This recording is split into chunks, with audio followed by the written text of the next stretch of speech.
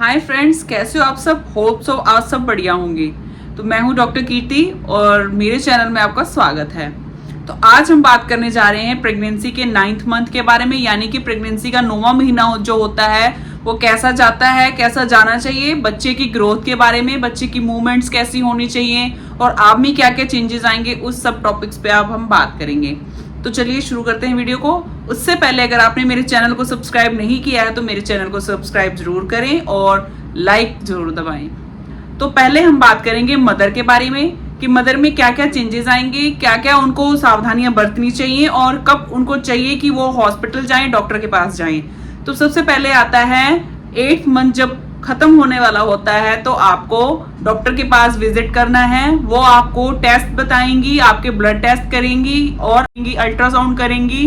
Ultrasound में क्या होंगी, 2 अल्ट्रासाउंड होती हैं। एक तो होता है डॉपलर, जिसमें क्या है बच्चे की जो वेन का फ्लो होता है, जो आर्टरी का फ्लो होता है अम्बिलिकल कॉर्ड का, जिसके थ्रू जो है न्यूट्रिशन जाता है बच्चे में, उसका जो है अल्ट्रासाउंड होता है, जिसको हम डॉपलर बोल देते हैं। डॉपलर होगा आपका आपके बच्चे का।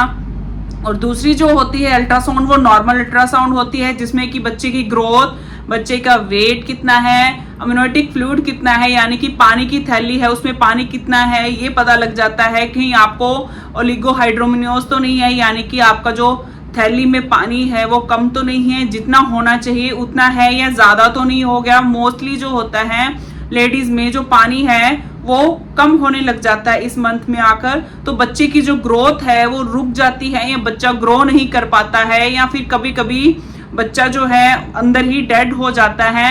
भगवान ना करे किसी के साथ ऐसा हो, but most of the cases में यही देखा जाता है कि जो पानी है वो पानी कम हो जाता है या एकदम से खत्म हो जाता है। जो बच्चा है वो मूवमेंट नहीं कर पाता है और बच्चे की जो ग्रोथ होती है वो रुक जाती है, जिसकी वजह से क्या है बच्चा अंदर ही खत्म हो जाता है। आपने सुना भी होगा कि बच्चा जो है अंदर ही सूख गया, बच्चा अंदर ही डेड हो गया। तो मोस्ट ऑफ द केसेस में यही रीजन रहता है।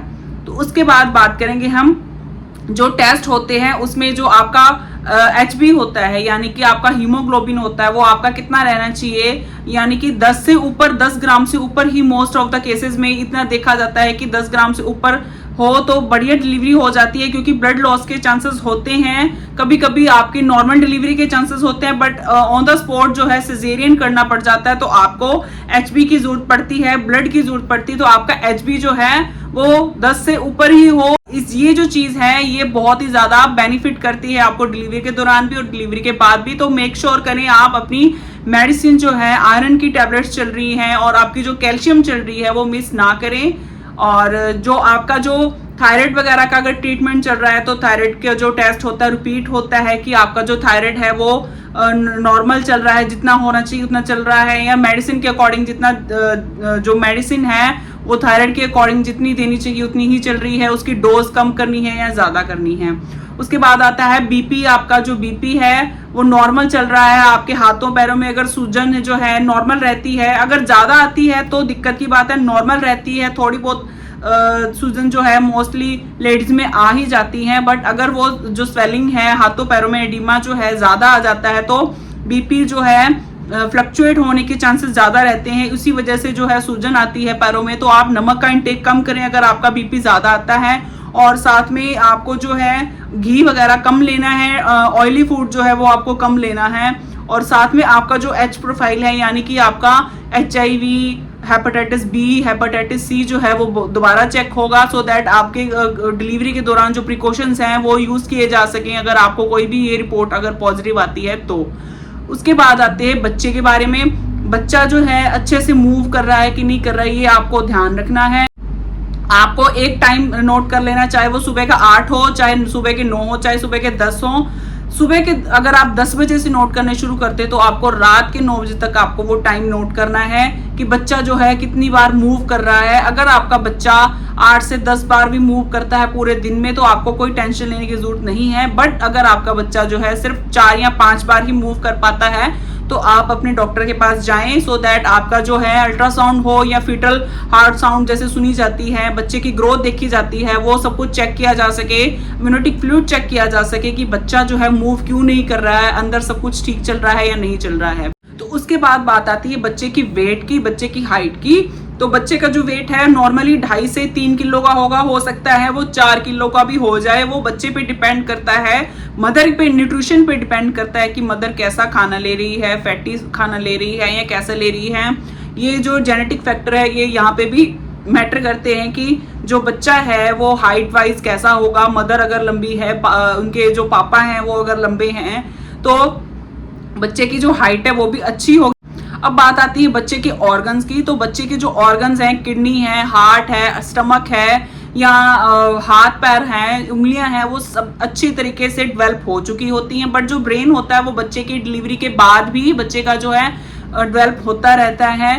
तो आप इस चीज के लिए बिल्कुल निश्चिंत हो जाएं। अगर बच्चा अच्छे से मूव कर रहा है, अच्छे से आपको उसकी हिचकियां हैं जो फील होती हैं, बार बार आपको पेट जो है बार बार थोड़ी थोड़ी देर में आपको हिचकियां जो फील हो रही हैं पेट में, तो आपको इसमें डरने वाली बात नहीं है। तो बच्चा जो है अच्छे से ग्रो कर रहा है। बट आप अपने डॉक्टर को हर वीक, मतलब वीकली आपको विजिट करना है, सो दैट आपकी अल्ट्रासाउंड होती रहे। बच्चे का जो हेड है वो फिक्स हुआ है कि नहीं हुआ है, ये भी आपकी जो डॉक्टर है वो आपको बता देंगे कि बच्चा ब्रीच है, यानी कि बच्चे का सिर है जो ऊपर है या नीचे की तरफ है, वो भी आपको पता लगता रहेगा। बट अगर 9th मंथ शुरू हो गया है और बच्चे का हेड अभी तक फिक्स नहीं हुआ है, तो आपको टेंशन लेने की जरूरत नहीं है। बच्चे का हेड जो है धीरे धीरे फिक्स हो जाता है। और आपको इस चीज का ध्यान रखना है कि आपको कॉन्स्टिपेशन ना हो। मैंने इस टॉपिक पे भी पहले भी वीडियो बनाई थी कि कॉन्स्टिपेशन का जरूर ध्यान रखना है कि आप घी लेते रहें, गर्म पानी लें रात को, जैसे थोड़ा ज्यादा गर्म ना हो, ल्यूकवार्म वाटर हो, उसमें आपको 1 चम्मच घी का मिक्स करके रोज रात को पी के सोना है जब आप 9th मंथ में एंटर कर जाएंगी तब। इससे क्या है, आपकी डिलीवरी जो है, नॉर्मल डिलीवरी के चांसेस बढ़ जाएंगे और जो आपका पेट है, आपकी गट हेल्थ है वो अच्छी हो जाएगी। आपका कॉन्स्टिपेशन की जो प्रॉब्लम है वो ठीक हो जाएगी, आप अच्छे से फ्रेश हो पाओगे, सो दैट आपकी जो नॉर्मल डिलीवरी है वो अच्छे से हो पाए। अब बात आती है इचिंग की। इचिंग की प्रॉब्लम जो लेडीज होती हैं, कई लेडीज में रहती है, हर लेडी में ये प्रॉब्लम नहीं आती है। कईयों को तो पूरे पेट पे रहती है और कई लेडीज में जो होता है पूरे शरीर पे ये इचिंग रहती है। तो आपको डरने की बात नहीं है। इसमें अगर आप कोकोनट ऑयल की मसाज करके सोएंगे रोज रात को, तो ये इचिंग है कम हो जाएगी। और जैसे जैसे डिलीवरी का टाइम नजदीक आता जाएगा, आपकी जो इचिंग है धीरे धीरे कम होती जाएगी। कुछ लेडीज में डिलीवरी के बाद तक इचिंग की प्रॉब्लम रहती है, बट वो धीरे धीरे सबसाइड हो जाती है। मेक श्योर करें आप अपने डॉक्टर को जरूर विजिट करें और अपनी जो प्रॉब्लम्स होती हैं अपनी गायनी डॉक्टर को जरूर बताएं, सो दैट आपका सोल्यूशन हो सके इन चीजों का। खुद कोई भी मेडिसिन आप अपने ऊपर ट्राई ना करें, क्योंकि आपको भी रिस्क हो सकता है और आपके बच्चे को भी रिस्क हो सकता है। अब बात आती है कब आपको हॉस्पिटल जाना चाहिए और कब नहीं जाना चाहिए। फेक पेन क्या होते हैं और ट्रू पेन क्या होते हैं, यानी कि अगर आपको फॉल्स पेन्स हो रहे हैं और आपको लगे कि ये ट्रू पेन है, तो आपको डिफरेंस कैसे पता लगेगा। सबसे पहले बात आती है ट्रू पेन्स की। जो आपके जो दर्द होंगे, ट्रू पेन्स होंगे, वो आपके जो पेट होगा, बार बार कॉन्ट्रैक्शन होगी, यूट्रस की कॉन्ट्रैक्शन होगी। नॉर्मली जो फर्स्ट टाइम मदर बने जा रही जो प्राइमरी ग्रेविडा होती हैं, उनमें जो है 10 से 12 घंटे या फिर 14 से 16 घंटे का टाइम भी लग जाता है नॉर्मल डिलीवरी में। ये नहीं है कि अगर आपको पेन शुरू हुआ है तो तभी की तभी आपको भागना पड़ जाएगा। आपका जो पेन है धीरे धीरे आएगा, धीरे धीरे जाएगा। पहले वो जो पेन है आपको कमर से शुरू होगा, फिर धीरे धीरे वो आगे की ओर आएगा। ये जो फ्रिक्वेंसी है धीरे धीरे बढ़ती जाएगी और जो टाइम का इंटरवल है वो कम होता जाएगा। यानी कि जो 2 घंटे में पेन आ रहे थे वो धीरे धीरे 1 घंटे बाद पेन आएगा, फिर वो आधे घंटे में शिफ्ट होगा और जो टाइम इंटरवल है वो कम होता जाएगा और पेन जो है स्ट्रॉन्ग होते जाएंगे। तो इस टाइम आपको डॉक्टर के पास जाने की जरूरत है। दूसरी बात आती है पानी की जो थैली है, अगर वो फट जाए तो भी आपको डॉक्टर के पास तुरंत जाने की जरूरत है। कभी कभी यूं होता है कि अगर आप खांसी करते हैं, आपको छींक आती है, तो आपका यूरिन पास हो जाता है या थोड़ा बहुत डिस्चार्ज जो है वो होता है, तो उसमें आपको डरने की बात नहीं है। आपको डॉक्टर के पास जाने की जरूरत नहीं है। अगर आपको एकदम से लगता है कि एकदम से कोई लिक्विड है वो बाहर की ओर आए, जैसे कोई पानी का लिफाफा है वो प्रिक कर दें उसको तो एकदम से वो फट जाता है, वैसे ही अगर आपको पानी जो है, लिक्विड जो है एकदम से आता नजर आए, नीचे से आपको फील हो, तो आपको तुरंत डॉक्टर के पास जाने की जरूरत है। क्योंकि वो जो थैली होती है पानी की, उसी में बच्चा जो है ग्रो कर रहा होता है, उसी से न्यूट्रिशन ले रहा होता है। अगर वही थैली फट जाएगी, वही जो इम्यूनिटिक फ्लूइड है वो नहीं रहेगा, तो बच्चा ग्रो कैसे कर पाएगा। तो आपको तुरंत डॉक्टर के पास जाने की जरूरत होगी उस टाइम। अब बात आती है फॉल्स पेन के बारे में। फॉल्स पेन्स होते हैं जो वो आपका जो पेट है बार बार जो है कॉन्ट्रैक्शन होगी, यूट्रस में कॉन्ट्रैक्शन होगी, बट आपको पेन रियल पेन की तरह नहीं होगा, आपका बैक एक नहीं होगा। और वो जो पेन है वो उनका टाइम इंटरवल जो है अलग अलग होता है, कोई टाइम फिक्स टाइम नहीं होता कि कभी भी आ सकते हैं। तो आपको उस चीज में डरने की जरूरत नहीं है। जो आपकी यूट्रस होती है वो प्रिपरेशन कर रही होती है डिलीवरी के लिए, आपका जो शरीर है वो प्रिपेयर कर रहा होता है डिलीवरी के लिए। तो आपको इन चीजों का ध्यान रखना है कि कब आपको विजिट करना है डॉक्टर को और कब आपको डरने की जरूरत नहीं है। फिर भी अगर आपको डाउट रहता है, बच्चे की मूवमेंट्स कम रहती हैं, या आपको लगता है कि मुझे कोई दिक्कत हो रही है, तो आप तुरंत अपने डॉक्टर के पास जाएं। अपना रूटीन का चेकअप जरूर करवाते रहें, बीपी का ध्यान जरूर रखें। कहीं बीपी अगर आपका बढ़ता हो, अगर आपको हाइपरटेंशन में आप चले जाते हैं, तो आपका ट्रीटमेंट टाइम से ही शुरू हो सके। तो अब उसके बाद बात आती है ब्रेस्ट की। आपको ब्रेस्ट का अच्छे से केयर करनी है। हो सकता है थोड़ा बहुत आपको डिस्चार्ज दिखाई दे, तो आपको डरने की जरूरत नहीं है। आपको जो है ये जो डिलीवरी के बाद कोलेस्ट्रम जो होता है वो सबसे ज़्यादा न्यूट्रिशियस होता है बच्चे के लिए। उसमें एंटीबॉडीज़ होती हैं जो बच्चे के लिए इम्यूनिटी हेल्थ के लिए बहुत ज़्यादा अच्छी होती हैं। तो आपको उसको गिराना नहीं है, आपको बच्चे को वो पिलाना है।